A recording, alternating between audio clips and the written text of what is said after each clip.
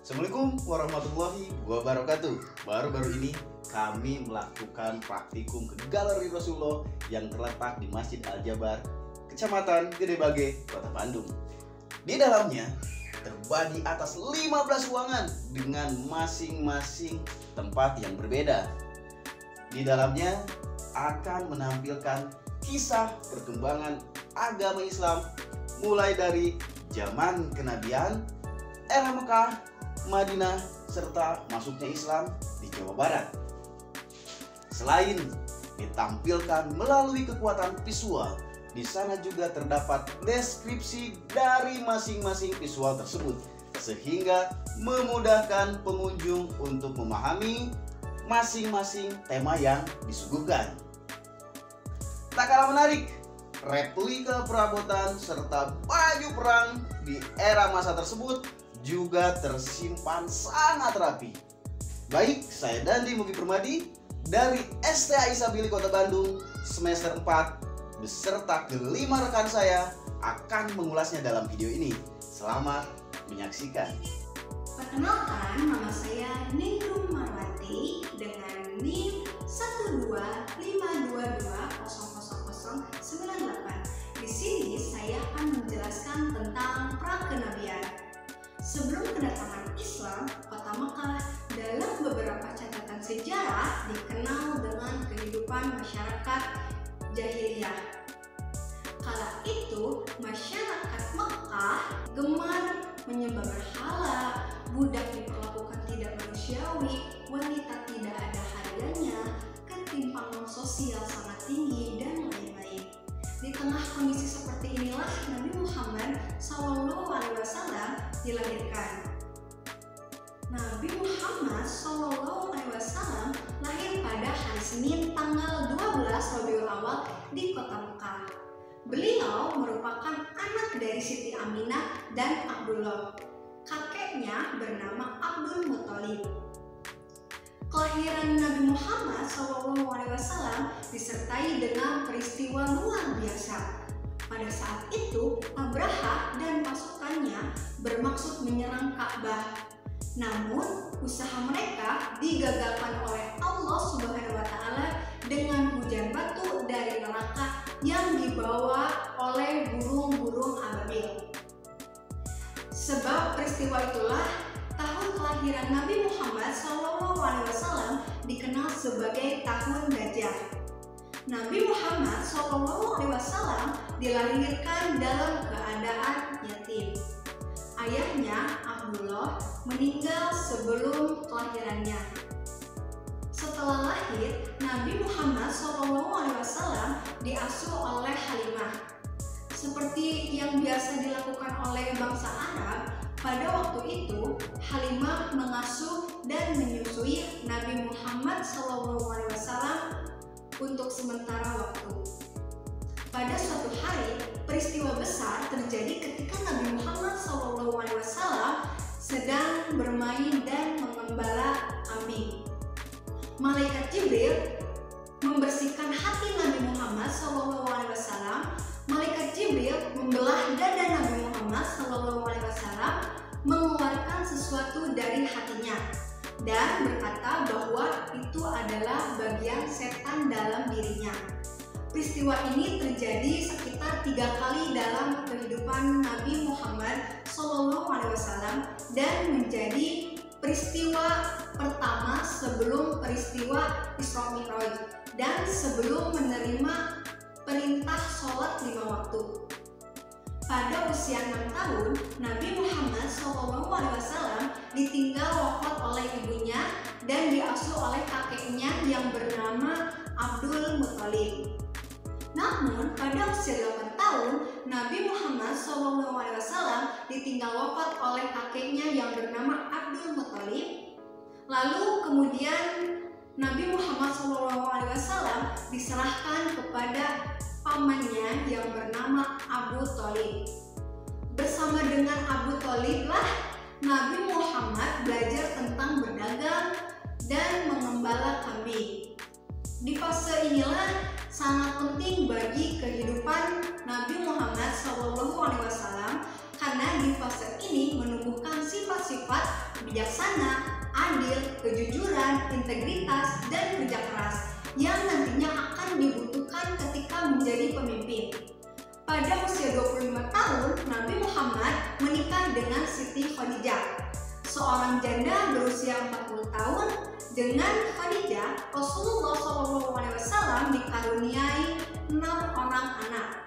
Siti Khadijah merupakan wanita Quraisy pertama yang memasuki Islam dan memberikan dukungan moral dan finansial bagi Nabi Muhammad SAW dalam menyebarkan agama Islam. Pada usia 40 tahun, Nabi Muhammad SAW diutus oleh Allah di Gua Hiro untuk menyebarkan agama Islam. Halo semuanya, perkenalkan nama saya Kristina, NPM 12522000070. Di sini saya akan menjelaskan tentang Islam pada era Mekah. Rasulullah Shallallahu Alaihi Wasallam menyampaikan ajaran Islam itu melalui 3 tahapan. Yang pertama adalah tahap secara diam-diam, yang kedua secara terang-terangan, yang ketiga adalah dakwah di luar Mekah. Kita akan membahas satu persatu. Yang pertama adalah dakwah Islam pada periode diam-diam atau pada saat diam-diam ya. Nah, pada periode ini Rasul Shallallahu Alaihi Wasallam menyampaikan ajaran Islam itu kepada keluarga atau kerabat terdekatnya terlebih dahulu. Orang pertama yang masuk ajaran agama Islam yaitu istri Rasulullah Shallallahu Alaihi Wasallam, istri tercinta beliau yaitu Siti Khadijah, dan selanjutnya baru kepada kerabat-kerabat yang lainnya. Nah, orang Islam yang masuk duluan biasa disebut dengan as-sabiqunal awalun ya, pasti teman-teman semua juga pada mengetahuinya. Dan fase kedua itu Islam disebarkan itu dengan cara terang-terangan. Nah, di sini Rasul Shallallahu Alaihi Wasallam sudah mulai menyebarkan ajaran agama Islam secara terang-terangan.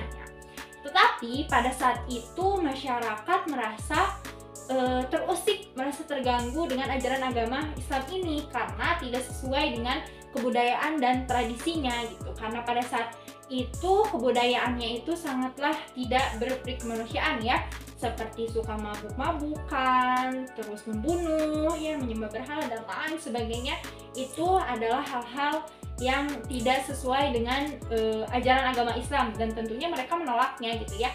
Dan dari sebab tersebut ya Rasul Shallallahu Alaihi Wasallam memerintahkan para pengikutnya yang sudah masuk ajaran agama Islam tersebut untuk hijrah ke Habasyah. Nah, pada periode ketiga ini ya dakwah di luar kota Mekah, itu maksudnya di mana? Di Habasyah. Nah, pada saat itu pengikut Rasul Shallallahu Alaihi Wasallam yang hijrah ke Habasyah itu sebanyak 20 orang, di antaranya 12 orang laki-laki dan 8 orang perempuan. Nah, pada saat itu Rasul Shallallahu Alaihi Wasallam itu tidak ikut ke Habasyah, tetapi beliau ada di kota Mekah. Nah, jadi yang di Habasyah itu adalah para pengikutnya. Nah, pada saat itu Rasulullah SAW dijaga dan dilindungi dengan baik oleh Abu Thalib ya. Nah, selanjutnya di Habasyah ini ya para pengikutnya mendapatkan kabarnya yang sangat menggembirakan bahwa ajaran agama Islam ini sudah diterima oleh orang-orang Quraisy, dan banyak orang Quraisy itu ya, suku Quraisy itu masuk ajaran agama Islam.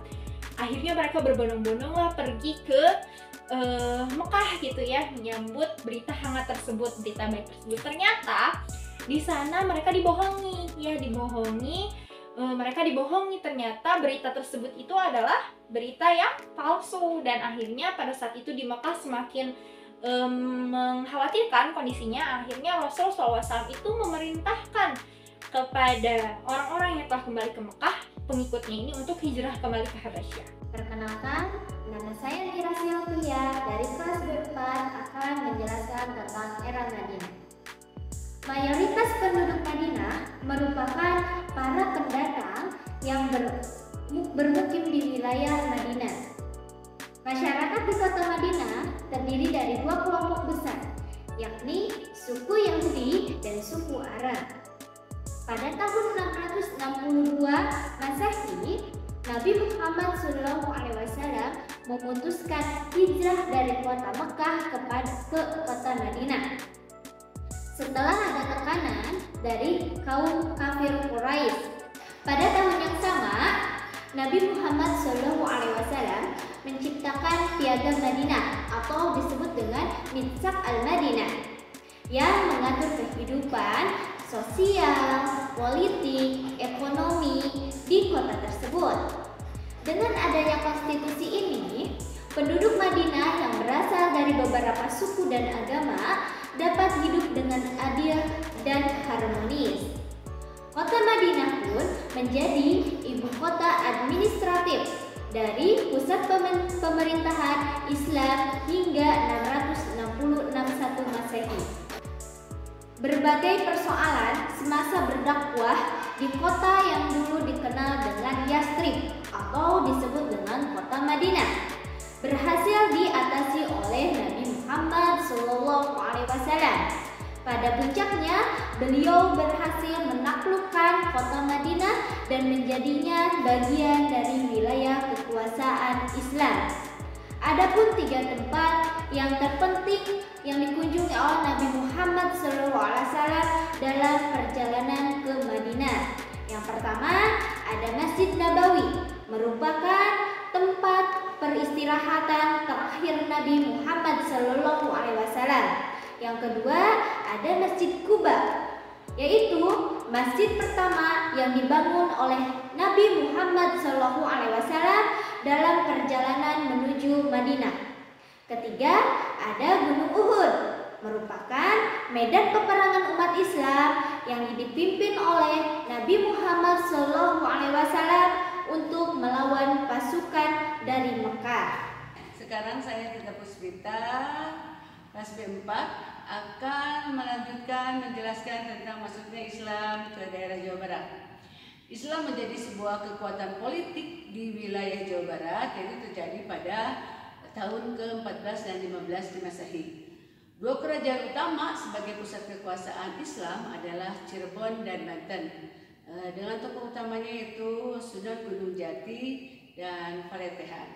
Sunan Gunung Jati atau kita kenal dengan Syarif Hidayatullah, beliau banyak berkontribusi dalam menyebarkan agama Islam di daerah Jawa Barat. Melalui kedua tempat dan kedua orang inilah agama Islam menyebar ke wilayah pedalaman Jawa Barat.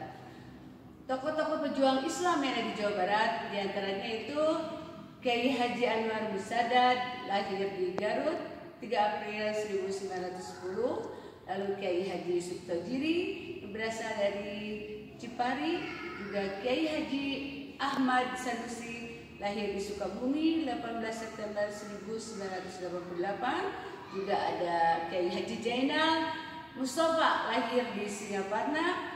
Ada Kiai Haji Nur Ali berasal dari Bekasi. Beliau-beliau itulah yang telah menyebarkan perkembangan agama Islam di daerah Jawa Barat.